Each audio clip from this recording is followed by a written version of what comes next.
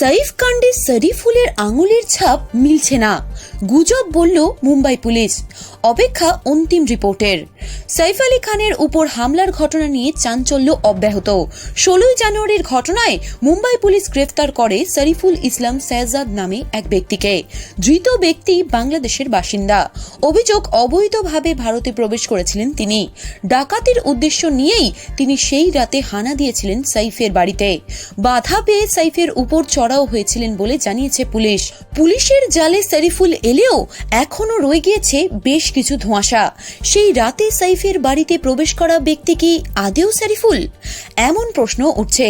বাংলাদেশ থেকে শরীফুলের বাবা দাবি করেছেন সিসিটিভি ফুটেজে ধরা পড়া ব্যক্তি তার ছেলে নন। রবিবার সকালেই আরও চাঞ্চল্যকর তথ্য ছড়ায়। সাইফের বাড়ি থেকে সংগ্রহ করা নমুনার সঙ্গে নাকি মিল নেই শরীফুলের আঙুলের ছাপের।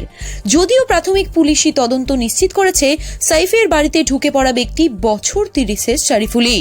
তাই মুম্বাই পুলিশের দাবি, আঙুলের ছাপ না মেলার এই খবর নেহাতি গুজব।